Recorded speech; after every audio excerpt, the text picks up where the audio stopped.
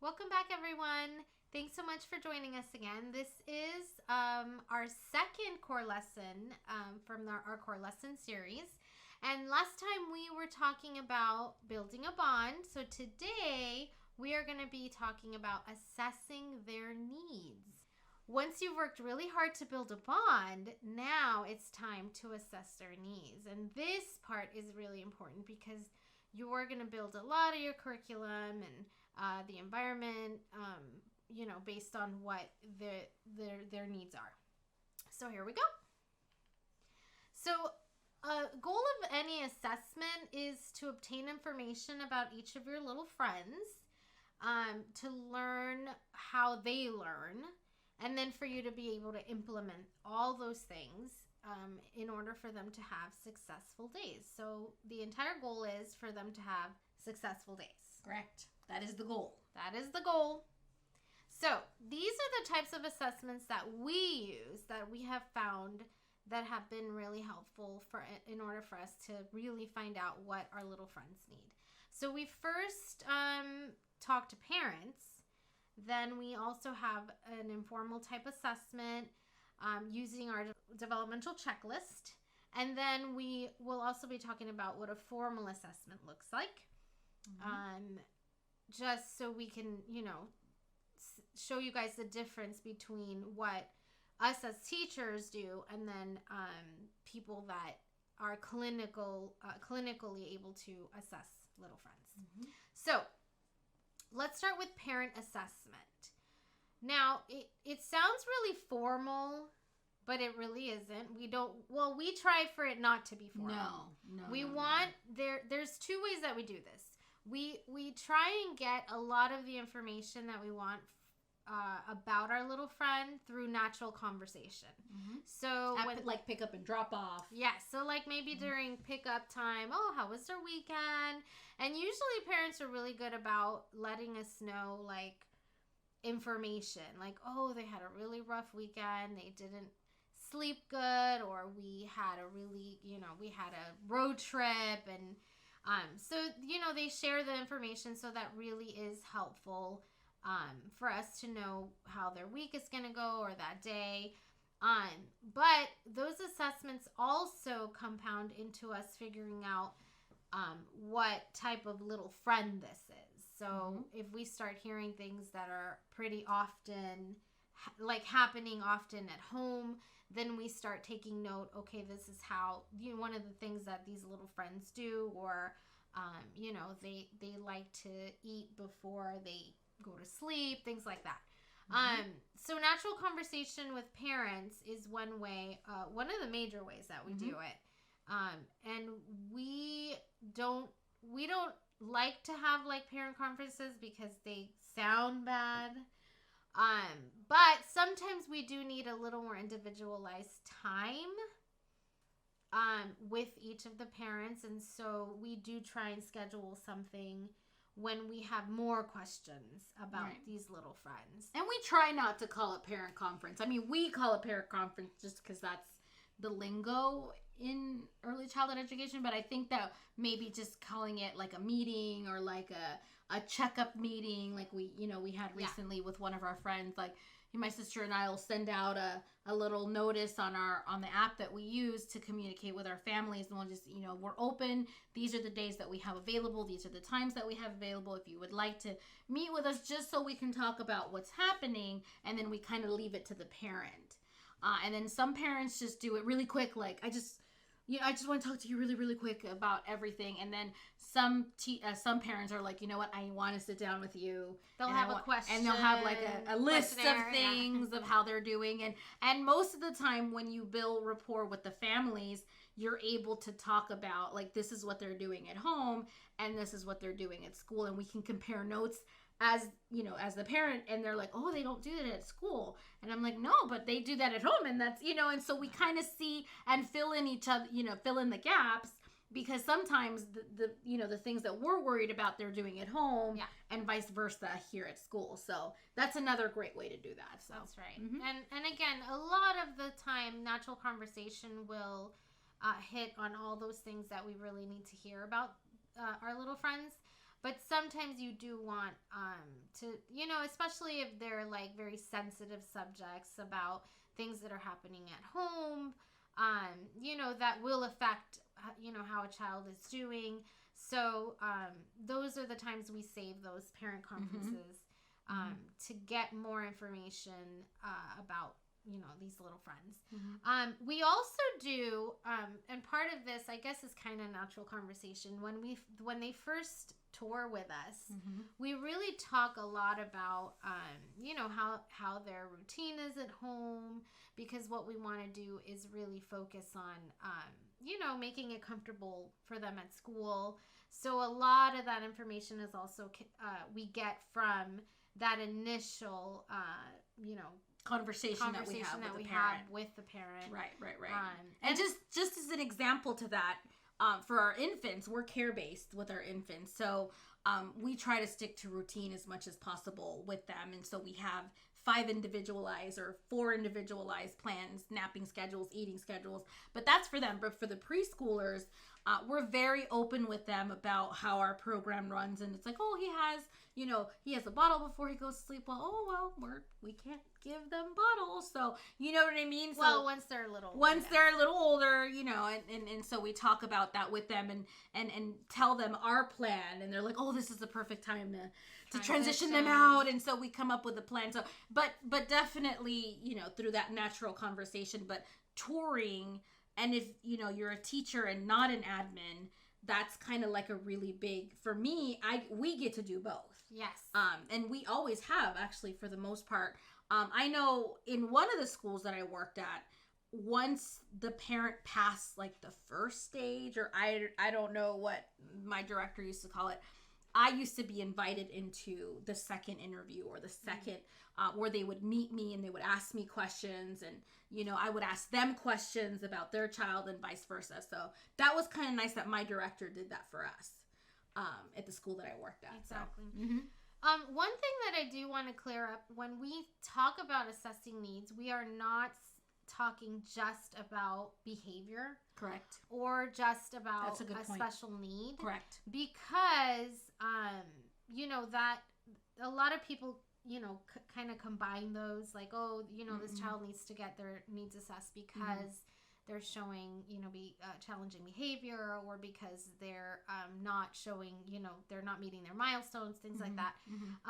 For us, and at least in our program, we assess every child, no matter, what their behavior or their developmental, ability where they are is. developmentally. Yeah. Because all that will play into how your classroom does as a whole. So, we do want to mention that, yes, that will become part of it if there is a challenging behavior or a special need. Correct. But it's not only for friends that are showing, those type of signs. So. Well, part of the inclusivity in our program is that all children go through these assessments, because, like I said, we want to create an environment for all our children that are learning how to use their words, our children that are learning how to play, parallel play or play, are starting to initiate one-on-one play, you know what I mean? So we want to make sure that all of our children go through that. And we'll talk more about how we do it and how we've learned throughout the years, because, it's changed throughout the years, definitely. All right, so that was a little bit about how we get information from parents. And it is, before we move on to the next one, it is something ongoing. Yes. It's not like, you get information, and again, little friends, they change, and, they're things that are going on at home will affect. I was going to say circumstances at home change. Even their age, them moving up into the next developmental stage will, change something. And so you want to constantly be in communication with your parents about what's happening, just so you can be aware of how you can make changes in the classroom. Okay, so moving on to the informal assessment. These are what we call teacher observations. So, we work with children on a regular, and we have been doing it for a long while. So, you Quite a know, bit of these time. things that we're observing are kind of second nature to us. Mhm. Like, Sandra and I don't need to sit down and, you know, write it in a chart. Or I know that there's some programs that do. They Right. have, like, journals they Formalist keep, or teacher observations, correct. teacher observations. Right. And they have, I believe there's different programs in Head Start that there's, like, paperwork that needs to be filled DRDPs. out. Mhm. So which you- again, that's in a whole nother. It is an assessment, and each child does have it, which is great because they're observing day to day their interactions, and it's a whole list of what they go through. But it is like pen and paper, or now maybe digital. right. Yeah, we're not super familiar with those again because we do just informal assessing here, you know, the way that we've been doing it for a long time. And it's really something that Sandra and I just kind of bank, like if we see any of these things that we'll talk about. And then we'll just talk about it either throughout the day when we have a minute, or just, you know, just Everywhere. Just bring up a conversation like, hey, I noticed this about this little friend. And so sharing that information is really, really important because we can be on the same page about, you know, where these little friends are. Mhm. So part of some of these observations can include, obviously, this list is very short. It's not a final list. It's not a final list. Keep going. But these are some of like the major things that, you know, they can help us, you know, help figure out how to help these little friends. So figuring out what their cues are. So through observation, we kind of figure out, well, what are their cues? Like, when is it that they're ready for a transition? Or with infants, you know, what type of cry is that? You know, they're giving us a cue for something. Mhm. So picking up on their cues is going to help you, you know, just kind of get ahead of, you know, a behavior that is about to happen. So really understanding what their cues are is a really great, you It's know, true. way. So, you know, we observe it, we bank it, and we really take that into consideration when we're planning, you know, the day or the environment or anything like that. I mean, even activities. If we're planning activities and we know that there is something like we're not going to plan it in the middle of circle, or we're not going to plan it in the middle, because again, like our friends right now, circle time is not a time that's disturbed. Like, we can't like, oh, let's push. No. Like, no, we're not going to push it. You know what I mean? Everything goes around circle time. That's just, again, this is just how this group is. And we'll Right. talk about that. So again, Ever changing. So picking up on their cues. The next one is picking up on triggers. So I know that could mean different things to different friends. We've had friends that have been triggered by like loud noises. We have friends that just being around the door, you know, during pickup time is a trigger. So we make sure that we plan, you know, activities not around, you know, the pickup door. Or around pickup time, around the door. Right. It's like a double. So, you know, just kind of figuring out what triggers them, you know, into not having like their happy behavior and, you know, being around other friends, feeling good about being at school, things like that. So, that really will help you, again, prepare to make sure that, or try to make sure that you don't, you know, end up with challenging behavior because of that trigger. Right. So preferences is also a really good one. Like, what is it that they prefer? You know, we talked about, some friends prefer to eat before they nap. Some friends prefer to eat after they nap. And those are specifically for our babies. For our infants, yeah. Our older friends are more on a schedule, so obviously they're going to have lunch before their nap. But just preferences as far as, you know, just where they sit during circle time, because that's where they're less distracted. And has been for some of my friends. Just really anything. Some of even the toys that they prefer. You know, picking up on those as well will help you build, you know, environments that are successful. Right. Interaction with peers. Really observing like, who's their friend? Who do they really like hanging out with? Do they still kind of play on their own? Are they Are they grouping with friends? Are they still doing parallel play? Are they going outside and only going to one particular area, or only one particular friend?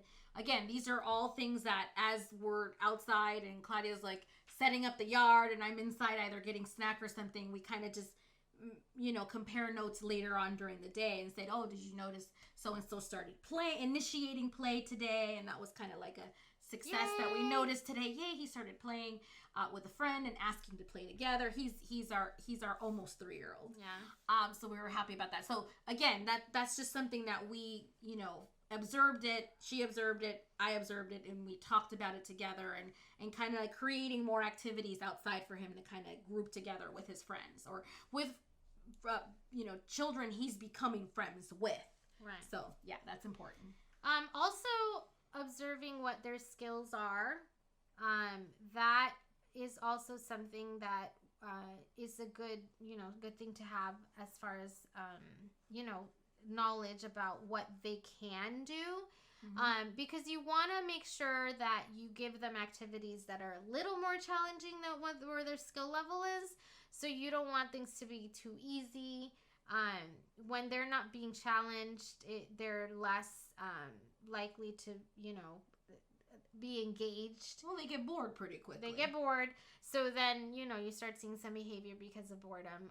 So you want to kind of see where their skill level is and give them activities, that are a little more challenging. And I think that's one of the benefits of the multi-age classroom Yes. like we have when we have baby babies. I mean, our youngest is just turned 1, but our oldest is turning 5 soon.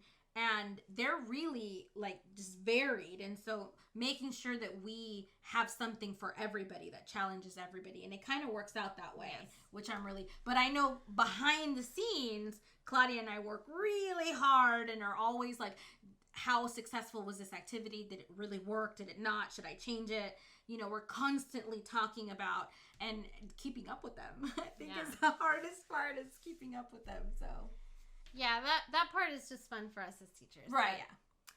So moving on to, I think these two last ones that I put on the list are, again, kind of synonymous to Observation or assessing needs, which is a challenging behavior. We have had many instances where, these little friends we've observed, they do have challenging behaviors. We've had a lot of friends that have come to us from other schools. We have a lot of those. We can talk a lot about that. that have challenging behavior. And so Sandra and I, we go to the foundation. Again, these foundations are so important. And we just assess their need. Why is it that they're having this challenging behavior? So, just kind of observing, going back. Well, what cues are they giving us? What triggers are they giving us for why this challenging behavior is happening? Mm-hmm. Really figuring out where it's coming from is, you can only do that through observation. Mm-hmm. And it is really difficult because, you're still trying to run a classroom with this little friend and their challenging behavior. But that really is the only way that you can get down to the nitty-gritty of why this is happening. And I think in different teams it works different. And Claudia and I have always worked team. In our latest team, that wasn't just me and you. When we were together, it was a team of 7. And the 7, Claudia and I as owners, also teachers. I had the 3-year-olds, 2 and 3-year-olds, and you had the 4-year-olds. And then we had 2 other teachers in the infant room, and then another 2 that helped us out. I hope that equates 7, because if it didn't, then whatever number that was. So regardless of that, our team, the way that we were able to observe this friend is because Claudia spent a little time with him. I spent a little time with them, not just him. Our morning teacher, our opener would spend time with him. Our closer would spend time with him. And so all of that together, we would have a meeting just for this one friend. Mm-hmm. And as owners, Claudia and I felt that it was very important to make sure that we have a meeting just for one friend, And it wasn't a staff development. It was just for this friend that we needed to get. And so we compared notes in this little round table we had.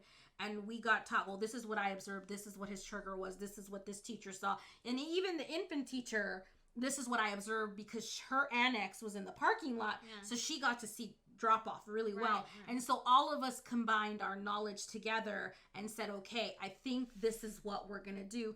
This is our plan. And we were able to, and he had very successful. He was very successful while he was with us. Yeah.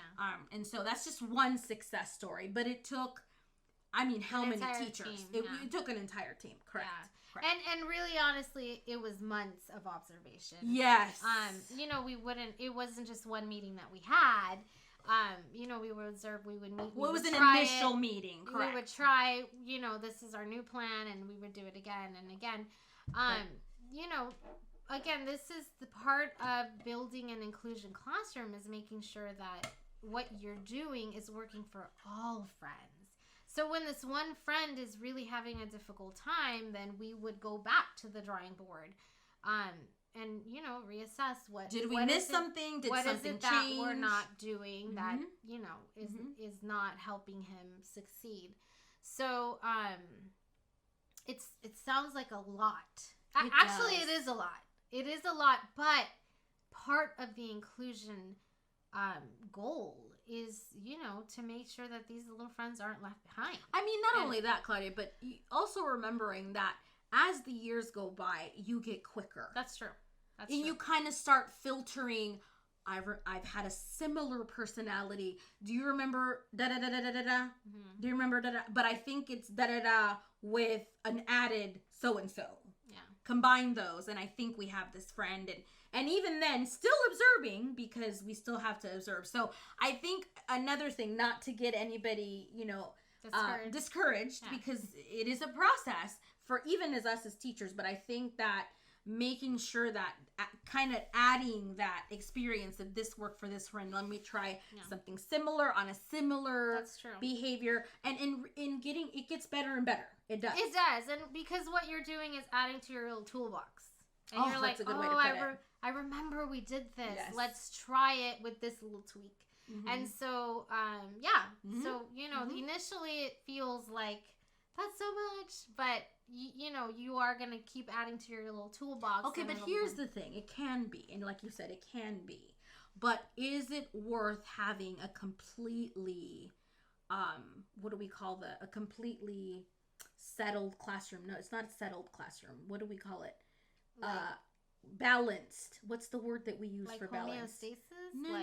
No. We use a word that it's not a calibrated classroom. Regulated, thank you. Is all this work worth having a regulated classroom? Because if this one friend or two friends dysregulate all 12, or we used to have classrooms of 24, is it worth going through all this to regulate one to regulate all? Yes. Yeah. So you kind of have to, I always see it that way. Yeah. And even regulate me. Yes, true. Again, the goal is successful days. So you want to make sure that regulated classroom is successful for all friends. Agreed. So the very last one on this list, special needs, really refers to observing or finding things that friends need a lot of help with developmentally for their age. So I think it doesn't really go into like a clinical diagnosis or anything like that. It really is about finding, what they're lacking in their developmental milestones and really figuring out how to help this friend, have success in the classroom because of the special need that they have. So I think it's a subject that we're going to focus on a lot because in inclusion classrooms, it's a really important subject. But we're just going to kind of touch up on it right now, and then we'll talk more in depth a little bit later on in a different core lesson. So, moving on, this is how we really focus on what our little friends should be doing, could be doing, depending on their age level. So there's 2 ways that we've been focusing on making sure that they're meeting their milestones. We have used the developmental checklist that you actually found through a book that you read, 6 Simple Ways to Assess Young Children. And this, I was looking at the date, and this was back in 2002, and we've been using that particular one. Why did you find that to be like a really good fit to use for the classroom? I feel when I stumble upon it, I remember I took a training that lightly brushed on it. It was just like a light. And, me reading the content of the actual physical list, because they just gave us the list, and I wanted to read the whole thing. There's quite a few assessments, because it says 6. Yes. It says 6. So, the reason I chose this one that I like the most, the developmental checklist, because you can see from 0 all the way to age 8, which, if we all know the developmentally appropriate practice, or DAP from the NAUIC, and we know the milestones from the CDC, it all kind of revolves around 0 to 8. So I knew that this was really good. And kicker, which is my favorite, is that it splits it up, and it's not just this one blob of information. It's just, this is what you could observe. This is the age group, social, emotional, cognitive. It separates those, even though I feel like social and emotional should be separated. But again, we'll get to that later. It has gross motor, fine motor. It has the cognitive. It has emotional. And I really love that it's all split up, so that when you're checking off, you're able to see like, oh, well, they're not meeting their milestones emotionally. Or you know what? No wonder they're regressing. It makes sense. This is what toddlers do. They regress. Oh, I've changed the environment. I've done this, but it says here that, guess what? They start regressing at this age. Okay, it's not me. It's not mom and dad, because I can show them. And another thing that I like to do is I like to send this home. And I know it can work it could work not in my favor sometimes, because the parent will be like, check. And so sometimes through natural conversation, I'll check it off, or because sometimes I get them at 3 years old and I don't have their 0 to 3 milestone. So through conversation, oh, they were born 2 months early.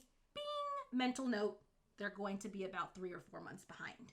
So I know mentally they're 3, but they're 2.5 developmentally, or they're 2.9. So I really like this. To me, there could be better ones out there, but it's just worked for my classroom. And when I show it to parents, they're not overwhelmed. And they're like, oh, okay, it's split up, and we go to the section that we're working on, or the section that they're most worried about. And it's easy for anybody to read, honestly. And you just check off observed, not observed. Great. Yeah. Easy peasy. So again, we've been using this since more than 10 years. Yeah, since 2002. So it has become really familiar to us. And again, that was Sue Y. Gober, 6 Simple Ways to Assess Young Children. But we actually have recently gone or seen that the CDC has updated their developmental and I have some words, but not today.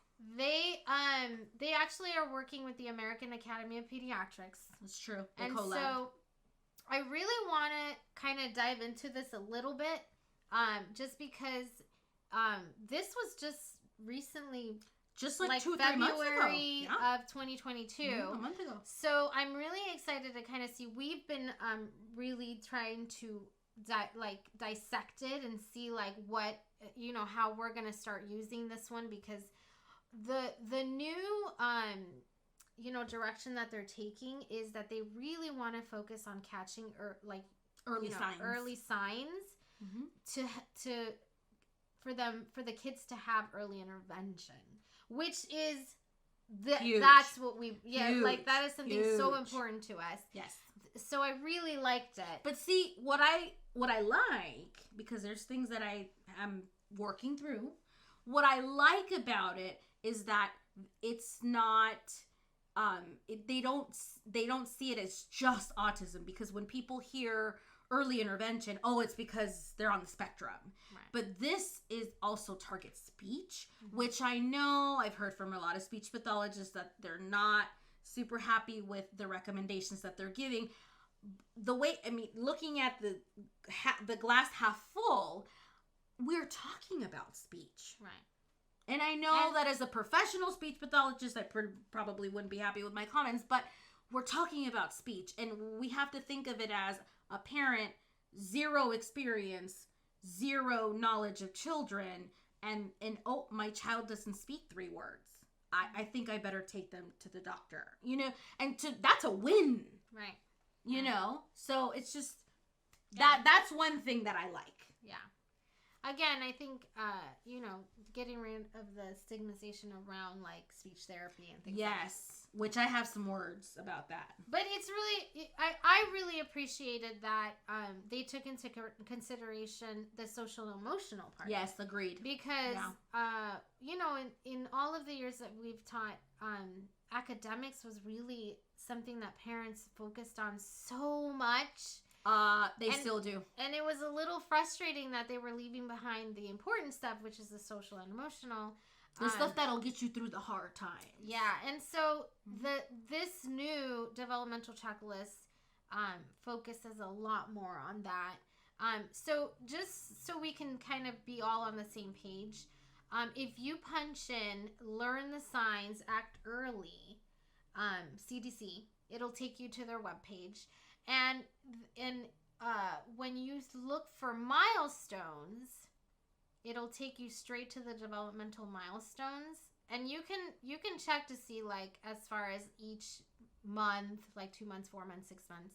But you can also print the entire checklist, which we did, which is what we did, and it's a nice little book. But what is also awesome is that it kind of gives you like little explanations on each one. And I know that, you know, we mentioned that sometimes it's a little too much to read and it can be a little, you know. Well, again, I had some words about formatting because, again, it also is about presentation. And although I think it's wonderful that but as a parent of a new child, again, I don't have children myself, but I can discern like, oh, these. You know, I told my sister I could literally cut this and cut the fat from this and give you the meat, the good stuff, which is what we want parents and families and teachers, everybody to know, really. Yeah. Oh, that's very important.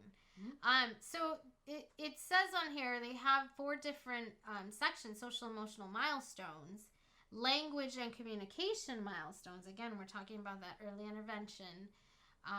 Again, not everybody's happy with it. Cognitive milestones, and then movement and physical development milestones. Again, because if they're not meeting each one of these little things, there is early intervention for them to be able to catch up. And guess what? It's okay. Yes. And so, again, I think this particular developmental checklist that we're dissecting and really looking into starting to use, you know, I like that it has all the components. Because, again, we want to make sure as teachers we know we should focus on each of those milestones. But sometimes it's not something that, you know, parents or new teachers would know to do. So I really liked it. I really like it. I love that the American Pediatrics Association? The American Academy of Pediatrics. Academy was involved in this. Yes. And not just, so again, teachers weren't collabed or speech pathologists. Yes.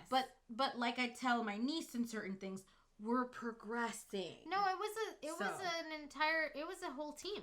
Well, then that's good. Yeah, it was a whole team that included speech pathologists and things like that. Well, then they felt that was best. Again, we all want to make sure that it's benefiting children. I think that's where I stand. I want to make sure that parents are aware that there should be a social emotional component, a fine motor, a gross motor, And, cognitive development. Yes, we should all be singing to our children. I mean, we're not all great singers. I mean, I could add myself to that. But still, singing to them, reading to them, not just that.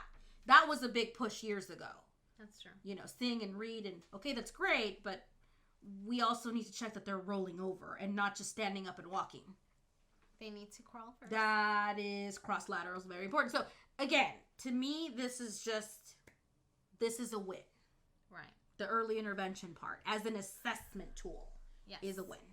And that's the other thing, is also making it accessible for everyone to be able to have that informal assessment. And they will tell you on here, this is not a formal assessment. Correct. Always check with your doctor. But my plan is to put it in the birth bags or in the birth box, put it in there. Or mommies that are pregnant, or persons that are expecting, or even mommies that are adopting, or families that are adopting, not just mommies, families that are adopting, to kind of, here you go. Because we talk about children not having an instruction manual. Well, there's milestones, but again, the resources, can we tap into those resources? Yes. And that's where we come in. You know what I mean? And that's another reason why I really appreciate having these tools. Correct. Because we're able to pass it on to parents and say, hey, this is where this is what we do. And they, we can do this together. And so that's even more helpful for and we do say our that. Little friend. We do say that. Whenever I have a parent conference, or whenever I have a parent that is very nervous about putting in their child in care. I mean, I have a mommy right now who doesn't have to have their child in care. They're choosing because they feel like the social emotional part that she's read up on. And so, I tell them we're team, and whatever their child is, that we're rooting for them. That's our team. Our team, our Hazel, our team Vincent, our team Cole, like that. Our team is we're part of their team. And this is part of it. Here's the website. Here's what I found. Here's what we use. We're collabing in this, definitely. Yes, exactly. All right, so again, those were the tools for assessment that we use for informal assessment. Moving on to the formal assessment. Now, we have very little to do with this part, and I say very little because we still have a part. When we talk to parents about, there's some gaps in their development, and that is one of the hardest conversations, gut-wrenching, really. Yeah. And, going to a parent and telling them that, their child isn't meeting milestones in speech. Or just we're worried about X, Y, and Z. Yeah. And so, again, those are really difficult conversations, but we always choose to have them because we are team kids. But rewinding before that, when I used to work for someone, before I went off and ventured and we did this whole thing with being owners, I would always talk to my director first, or my co. At the time we had 4 co's. And just, what are you guys observing? What do you think? And number one, I would go to my director. I had very supportive directors, to be honest, and very supportive coworkers as well. And I would tell them, look, this is what I think. This is what I see. Again, she's the director, and she's going to do with what she needs with that information. Right. Because that was the chain of command. Yeah. My teachers, when we had staff, same thing. Give me your observations. Let's sit down and have a meeting with the teachers, with the team. What are we observing? And then after months or weeks or days of more like weeks of observation, okay, Sandra and Claudia are going to go in. And we wouldn't put this on our staff. That's just our way. Yeah. We would take this on as admin and just say, this is what we're noticing, and kind of put it back on us. Because having more years experience, we can maneuver through different parent personalities. Reactions. Yeah. So, having those conversations with them. But before that, do we know these parents? When we toured them, they told us, when we had friends that would be like, well, they're not talking yet. Bing! Number one. Okay, we got to look out for that. Oh, they never been around children. Bing! Number 2. Okay, like we're banking in that information. So when it's time to tell them about, we're seeing X, Y, and Z, let's talk about it. Let's come up with a game plan. I'm not kicking your kid out. I'm not demanding an IEP immediately. I just want to know what you want to do from here. Right. And that's what we do. Yeah. We leave it all up to them. And sometimes they hit the ground running. All right, let's do this. Or other times we have figured out that the child already has an IEP. Yes. More than one time that happens. So again, with formal assessment as teachers, as admin, what we can do is just give the parents the observations, the information of our observations, and the resources that we know where they can get, the help. So I really want to talk about the resources that we have used. These are the 2 major ones. There are many resources, but these are the 2 major ones that we have really, guided parents to. And we have a lot of experience, specifically personal experience, because we went through these. Correct. For the diagnosis of autism for my youngest. So it's not just something that we're talking about, we've gone as through a third party. We've gone through it, and so we know, and we also let parents know, like, we understand this process. We understand this entire process. So this is usually when we are talking about, like, special needs, where there's a gap in their development. So we want to make sure that we're getting them the early intervention that they need in order to be able to move forward. So again, diagnosis is done through a qualified clinical professional, psychiatrists, child psychiatrists, psychologists, professionals like that. People that went to school specifically for this. To be able to diagnose children. Correct. So regional center is a place that we have always guided parents to. Like, yes. Do you know about your local regional center? They can provide, someone to be able to give you a diagnosis, or your child a diagnosis, to give you resources on all of the services that they qualify for. So I really want to go on our local regional center. This is actually our SchoolArc is the South Central Los Angeles Regional Center, which is ours, which is the one that we use here, our local one. So this resource that when we send to parents, we tell them, hey, this is check out their website, and it's really user friendly. It lets you know, like, these are our services. If you click on this our services, it'll tell you exactly, like, oh, what are our services? You click on it, and right away it'll take you, like, oh, we help with life skills, self-advocacy, empowerment, disability education. It gives you all the information on their background, and then it asks you, well, do you want to learn about services for under 3 years of age? Now, this is usually where we are, just because we start seeing, some gaps in development, and we start letting parents know, and, like, I think we really feel like you should go and get them assessed. So, that's when you would, click on it and say, and it would give you more information as to what to do. So, early intervention services pops up right away. The goal. It is the goal. And these are some of the things that, they could help with: assistive technology, audiology, family training, counseling, health services, occupational therapy, nutrition services, occupational therapy, physical therapy. There's so many. Like, the list is lengthy of the things that they can help with, depending on that child's need. We are big advocates for regional center. We had a little friend that had food therapy. Yes, he did. He had eating therapy. He had eating therapy because he was working through, not being able to eat the foods that he needed to in order to keep up his nutrition. And so there was an entire therapy just for eating to help him eat. And so these are the type of services that we like immediately tell parents, check out, the regional center, and they will do exactly what, they can to help you with early intervention.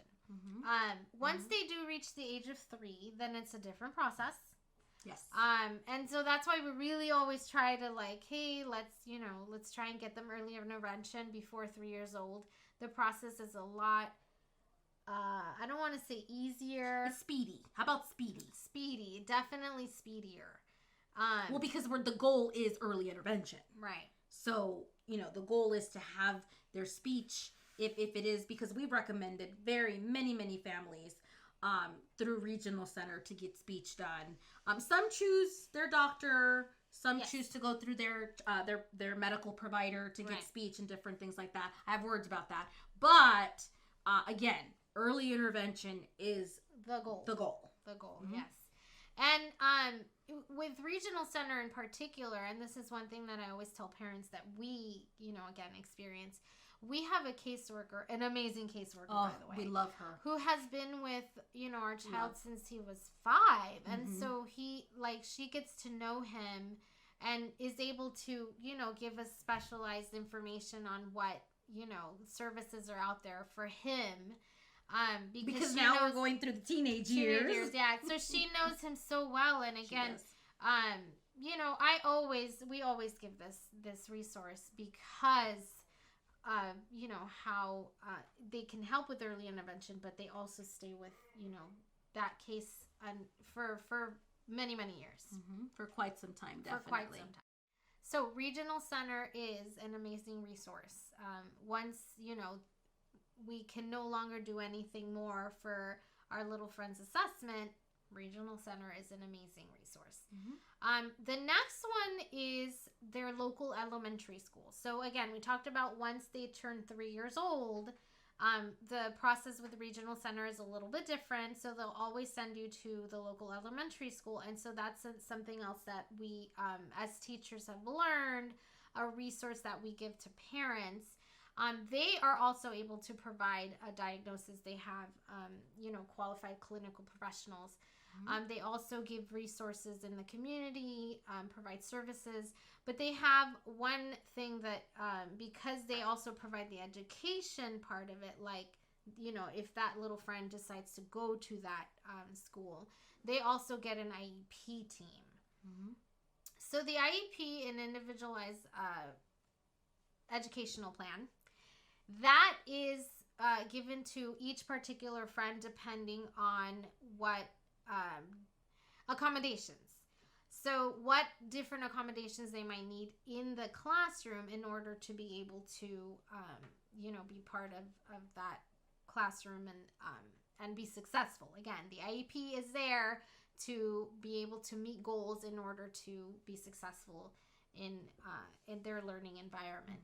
So that the IEP is something that it's very lengthy and, as far as paperwork. Right. We had to learn. Very thorough. Yeah. We had to learn to read, through all of it. And again, having... You make it sound like we don't know how to read. No, understanding it. It's really the wordy. lingo. The lingo. Right. And, the way that it's set up. The formatting. Definitely. And all that. So an IEP is pretty much the goal of what these friends need at the end of the entire process of their diagnosis. So this IEP is something they take with them through each grade. But as teachers in preschool, these little friends come to us. We have had friends that have come to us with IEPs. Yes. And so that gives us right away, this is what this little friend needs, what accommodations they need in order to be successful in the classroom. Right. And I really love that in this one particular case we had, we did the assessment. We knew this friend needed a little bit of help. We knew that they had a speech delay. Again, these are all things I'm not a clinician. I'm not allowed to say those things. Right. But, just letting mommy know, hey, maybe you should go down regional center. They're great. They'll be able to help you with things that we are concerned with, that you're concerned with. And we found out he had an IEP. Right. So I said, do you mind? Because again, the other part is permission. Do you mind if I have access? Do you mind if I can read it? And so that night, that was our homework. And we went home and we went through his IEP, and his entire accommodation for circle time was there. That was one of the triggers. Right. Circle time was a difficult time. We could not get through. We had gotten pretty successful, right, but we hit a wall. And I remember going through the IEP, the accommodation was there for when he sits in a group setting, he has to sit to the teacher's left, because we found out that day he was hard of hearing. We didn't know. Right. We didn't know, and that's why he wasn't not listening. He couldn't hear us. And even Mommy, when I went through the list with Mommy after my discoveries, and I took notes, I didn't write on it, but I took notes, and I said, you know, it says here he's hard of hearing from his right ear. And I didn't know, and, and I'm like, okay, well, I'm just going to give this back to you, and we made a plan, and then success came, because we followed the assessment, we followed what the professionals told us to do. Right. And again, we still had a couple more bumps, but circle time was a success. Yes. Yay. So again, using these resources and helping parents, through the diagnosis process, will in turn help you as a teacher to be able to help this child have the successful days. The community. Village. The village. So, now, we have done all these wonderful things. We've asked the parents, and we've done our informal assessment through observation. We've checked off our little developmental checklists, and if this friend did need like a diagnosis, or they have an IEP. Once we've had all those wonderful things done, then we begin the delicate and challenging task of implementing methods that cater to each individual child while also benefiting the whole classroom. Yay. So, it again, it's just the beginning, and it is definitely, it feels like a huge challenge. It's a lot. It's a lot. Let's be honest. Because again, you have, depending on your size of the group of size that you have. Classroom. Mm-hmm. We have 10, right now we have 10 friends, and they range from 1 to 5. And we know specifically what each of them needs in the entire classroom and how it works together. And so, that is actually my favorite part, figuring out how it all fits together. But and finding success. Yes. But again, that's great, because remember the goal.